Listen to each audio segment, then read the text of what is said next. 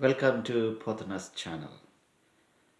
Today's meditation is on anxiety. As I am reading the Bible yesterday, the Lord clearly asked me to share a few things. In the book of Isaiah, chapter 45, as I was reading, the Lord very clearly asked me to share these things.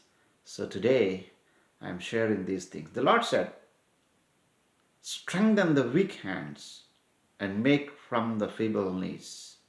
Say to those who have an anxious heart, be strong, fear not. Behold, your God will come with vengeance. With the recompense of God, he will come and save you.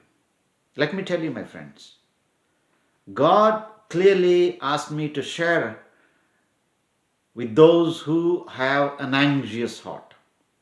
Anxiety is a part of life today. In the office and at your home, life, personal, inside and outside, everywhere today, the world is filled with anxiety, tension, fear. And God is speaking to such anxious heart today. He clearly said, He gave me a mission to say, strengthen the weak hands and make firm the feeble knees. Say to those who have an anxious heart. The Lord asked me to say to the anxious hearts that God is going to save you. He said, be strong and fear not. Fear brings paralysis. When you have a fear, you cannot do anything. Fear is a weapon used by God, devil, and God is the one who gives courage. Courage and confidence comes from God, but the fear comes from the evil one.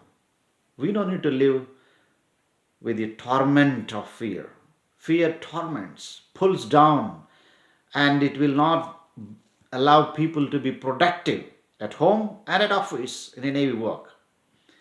It is not God's will that you should continue to live in fear and anxiety. It is God's will that you should rejoice all the time because God is the source of our strength and He gives us joy and happiness. The rivers of joy will overflow when we come to God.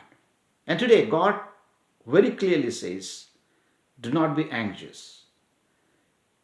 In order not to be anxious, we should not allow the fear. Be strong and fear not. How are we manage? How do we manage this fear? When you come to God, God will save you.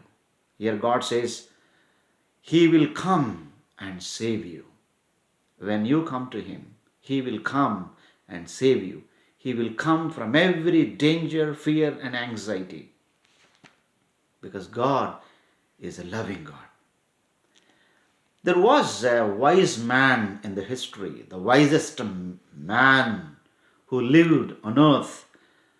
This man investigated everything to get out of this anxiety, fear, tension, because he had everything, but he was not having peace of mind. And finally he said, in the book of Ecclesiastes, chapter 11, verse 8, verse 9, it says, rejoice, O young man, in your youth, and let your heart cheer you in the days of your youth. Walk in the ways of your heart and the side of your eyes, but know that for all these things, God will bring you into judgment. Today, we end up our life with fear, anxiety, and tension because we don't live according to God's will.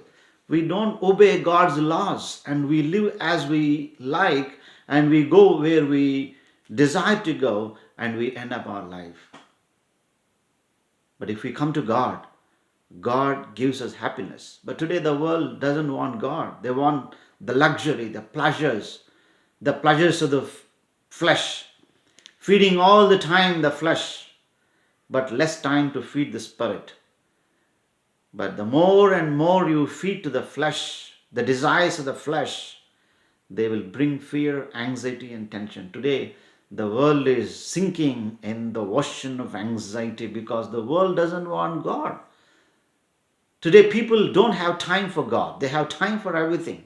And especially in this country, United States of America, people say, I don't have time. But in the context of Asia, people get up at 4 o'clock, do all the domestic work without any big machines. No washing machines, no washing dishes machines. They work hard. And early morning by 7 o'clock they go to the work. And till evening 7 o'clock they work. They come back and they do everything with the hands. And they toil day and night. But they have time for God. And I feel the Western world is a world of luxury. Even we have a drive-through culture. You don't need to come out of the car. Everywhere you drive through, you drive your car inside the house and then you close the garage and you go inside. You don't feel the intensity of cold. But back in my country, especially in India, I worked in Uttaranchal, up on the Himalayan hills. Cold means literally cold. Walking on the streets without any proper warm clothes, proper shoes.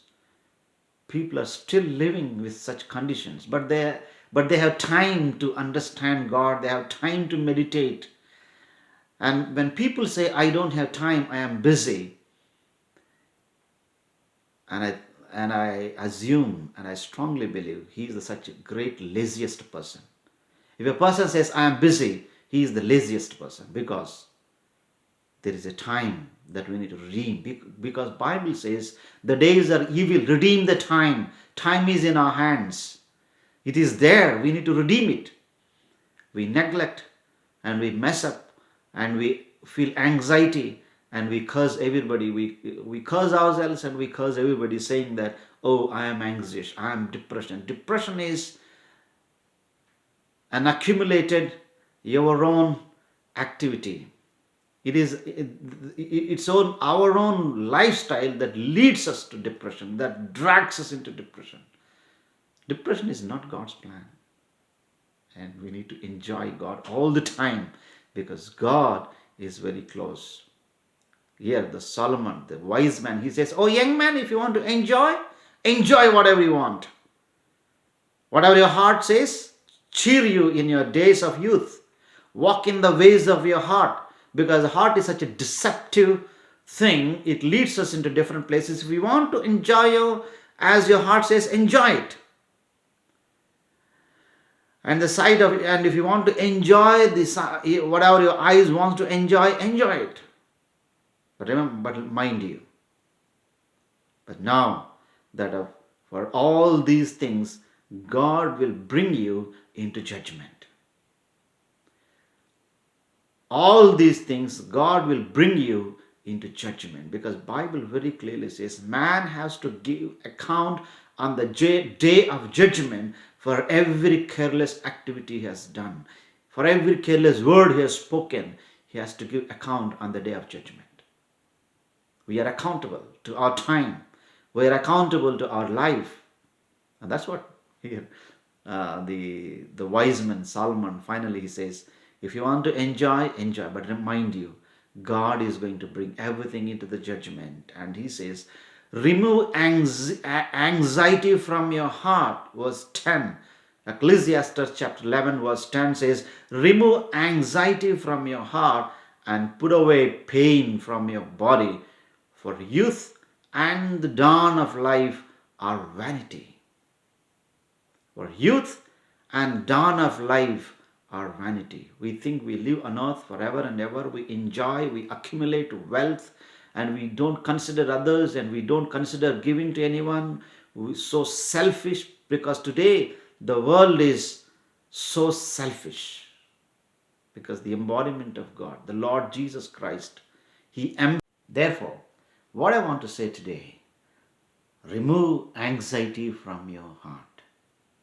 Remove anxiety from your heart and put away pain from your body, for youth and the dawn of life are vanity. Today we have strength and energy, and we think we can do anything that we desire to do, and we can live whatever we like. But mind you, one day we become weak and we regret for the life that we lived. As the life is in our hands, use it so that it can glorify God.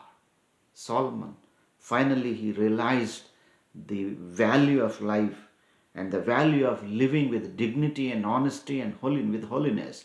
And he gives an advice saying that in chapter 12, Ecclesiastes chapter 12 verse 1, he said, remember your Creator in the days of your youth. The secret of success in life is remembering the Creator in our youth. The antidote for anxiety is remembering God. If you are feeling anxious, come to God. Remember God. Remember your God in your youth. Before the evil days come and the years draw near, of which you will say, I have no pleasure in them. Before you say, I have no pleasure in them, it is better you realize Him. Come to Him. God is such a loving God. Jesus, the embodiment of God Himself, He emptied everything and He took the human flesh, human form, and He touched the evil ground. He lived on earth like you and me, experienced all sorts of poverty, injustice, pain, agony, rejection, and He died on the cross. He shed every drop of His blood on the cross so that today people no need to live with the life of with anxiety. There is peace in Him. There is rest in Him. That's what Jesus said. Though those who are weary with life, come to me. I'll give you the peace. I'll give you the rest. There is rest in Him. When you come to Him, you enjoy the peace. Because Jesus said, I am the Prince of Peace. He is the life. And He Himself is the life. Those who come to Him will experience that life, the full life. And Jesus also said, those who come to Him, the rivers of joy will overflow in their hearts. The bubbles of joy will always gush out from the heart, and they enjoy the presence of God. They will never be afraid of anything because Jesus gives such peace. In this world, nothing can give us peace because He is the Prince of Peace. My friend, let this Prince of Peace, the Lord Jesus Christ, may give you peace and help you to live a life that can satisfy you. Peace be on you. God bless you.